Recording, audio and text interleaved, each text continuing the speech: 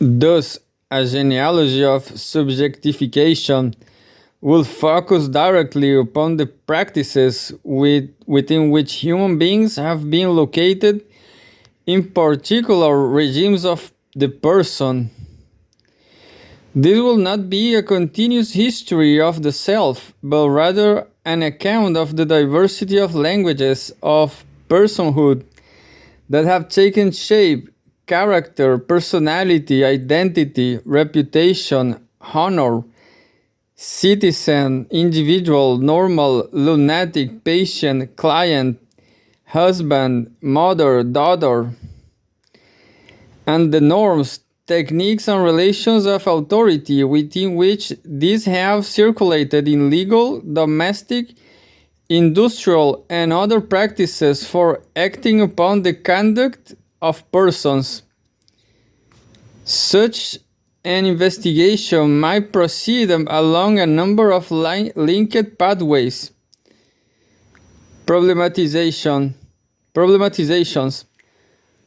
Where, how, and by whom are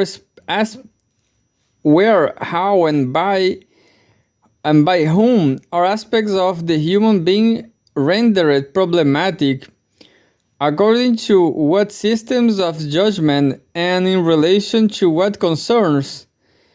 To take some pertinent examples, one might consider the ways in which the language of constitution and character comes to operate within the themes of urban decline and degeneracy articulated by psychiatrists, urban reformers, and politicians in the last decades of the 19th century, or the ways in which the vocabulary of adjustment and maladjustments comes to be used to problematize conduct in sites as diverse as the workplace, the courtroom, and the school in the 20s and the 30s.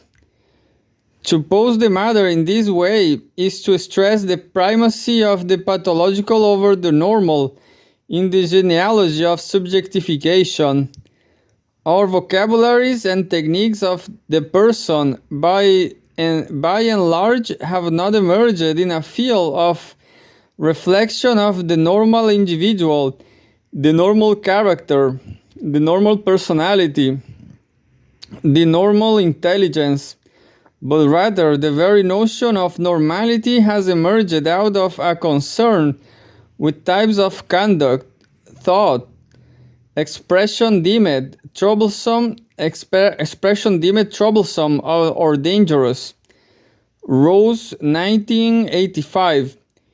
This is a methodological as much as an epistemological point.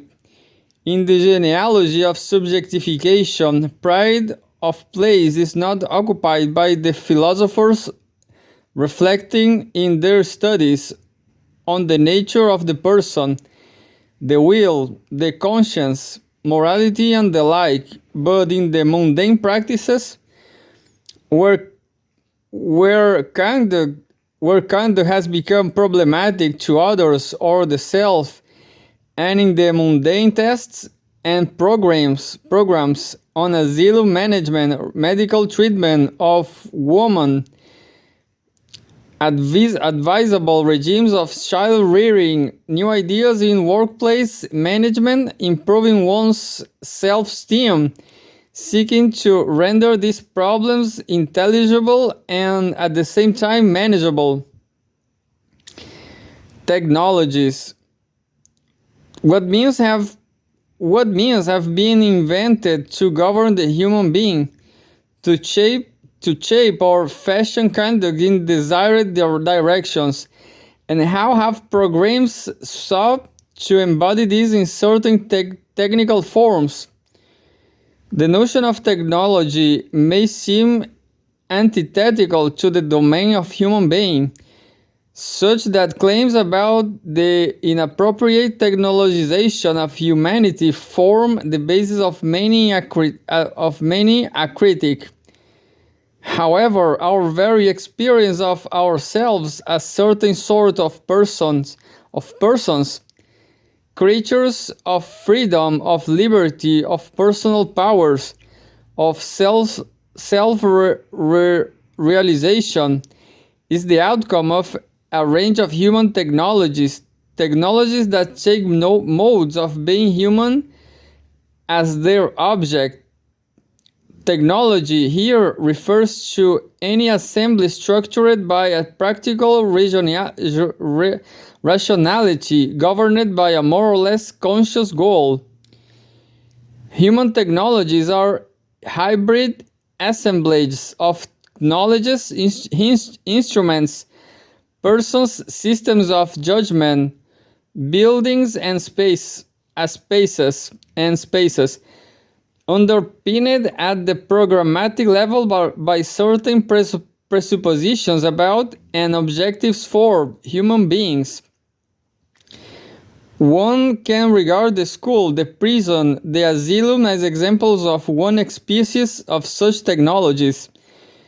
Those which Foucault termed disciplinary and which operate in terms of a detailed structuring of space, time, and relations amongst individuals through procedures of hierarchical observation and normalizing judgment, through attempts to enfold these judgments into the procedures and judgments which the individual utilizes in order to conduct their own conduct. Foucault, 1977. C.F. Marcus, 1993, for an examination of the spatial form of such assemblies. A second example of a mobile and multivalent technology is that of the pastoral relation, a relation of spiritual guidance between an authority and each member of their flock, embodying techniques such as confession and self-disclosure, exemplarity, and discipleship, enfolded into the person through a variety of schemas of self-inspection, self-suspicion, self-disclosure, self-decipherment, and self-nurturing. Like discipline, this pastoral technology is capable of articulation in a range of different forms. In the relation of priest and parishioner, therapist and patient, social worker and client, and in the relation of the educated subject to itself. We should not see the disciplinary and the pastoral relations of subjectification as opposed historically or ethically. The regimes enacted in schools, asylums, and prisons embodied both. Perhaps the insistence upon an analytic of human technologies is one of the most distinctive features of the approach I am advocating, an analysis which does not start from the view that the technologizing of human conduct is malign, but rather examines the ways in which human beings have been simultaneously capacitated and governed by their organization within a technological field. Authorities. Who is accorded or claims the capacity to speak truthfully about humans, their nature, and their problems, and what characterizes the truth about persons that are accorded such authority? Through which apparatuses are such authorities authorized? Universities, the legal apparatus, churches, politics. To what extent does the authority of authority depend upon a claim to a positive knowledge, to wisdom and virtue, to experience and practical judgment, to the capacity to resolve conflicts. How are authorities themselves governed? By legal codes, by the market, by the protocols of bureaucracy, by professional ethics. And what then is the relation between authorities and those who are subject to them? Priest, parishioner, doctor, patient, manager, employee, therapist, patient. This focus upon authorities rather than power, upon all the diverse persons, things, devices, associations, modes of thought, types of judgment that seek, claim, acquire, or are accorded authority, and upon the diversity of ways in which authority is authorized, again, seems to me to be a distinctive feature of this kind of investigation. Teleologies. What forms of life are the aims, ideals of exemplars for these different practices, for working upon persons? The professional persona exercising a vocation with wisdom and dispassion, the manly warrior pursuing a life of honor to a calculated risking of the body, the responsible father living a life of prudence and moderation, the laborer accepting his or her lot with a docility grounded in a belief in the inviolability of authority or a reward in a life to come, the good wife fulfilling her domestic duties with quiet efficiency and self-effacement, the entrepreneurial individual striving after secular improvements in quality of life, the passionate lover skilled in the arts of pleasure. What codes of knowledge support these ideals, and to what ethical valorization are they tied? Against those who suggest that a single model of the person comes to prominence in any specific culture, it is important to stress the heterogeneity and specificity of the ideals of models of or ideals or models of personhood deployed in different practices, and the ways in which they are articulated in relation to specific problems and solutions concerning human conduct. It is only from this perspective, I think, that one can identify the peculiarity of those programmatic attempts to install a single model of the individual as the ethical ideal across a range of different sites and practices. For example, the Puritan sects discussed by Weber were unusual in their attempts to ensure that the mode of individual comportment in terms of sobriety, duty, modesty, self, and so forth apply to practices as diverse as the enjoyment of popular entertainment, labor, and comportment within the home. In our own times, both economics in the form of a model of economic rationality and psychology in the form of a model of the psychological individual have provided the basis for similar attempts at the unification of life conduct around a single model of appropriate subjectivity. But unification of subjectification has to be seen as an objective of particular programs or a presupposition of particular styles of thinking, not a feature of human culture. Strategies.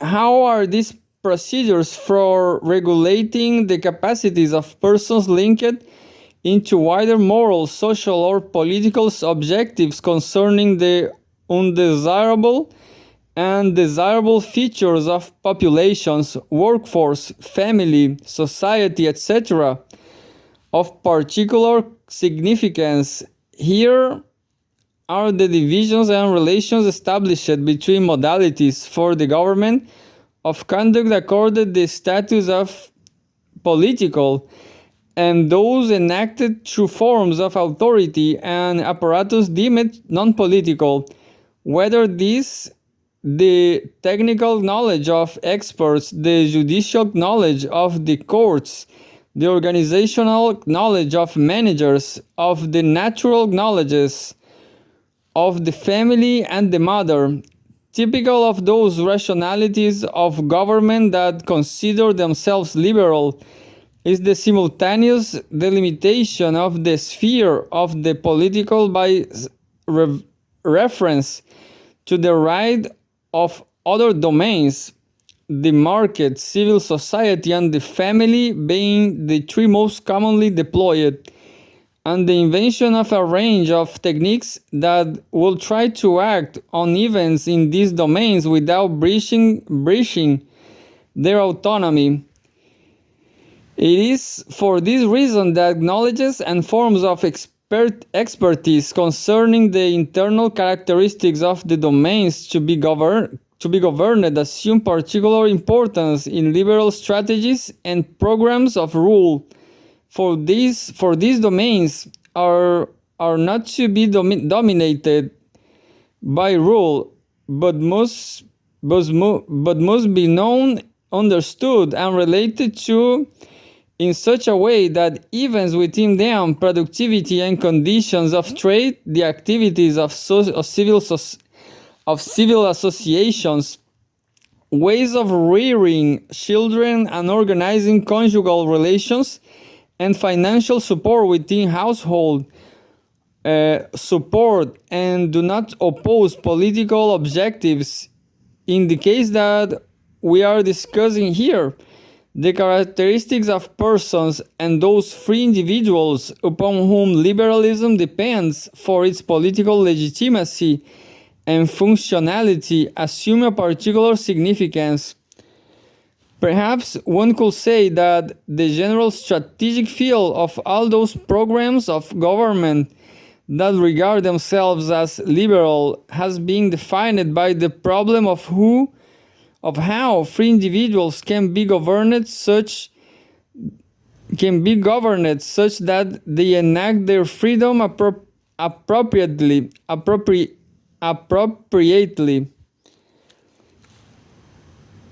The government of others and the government of oneself.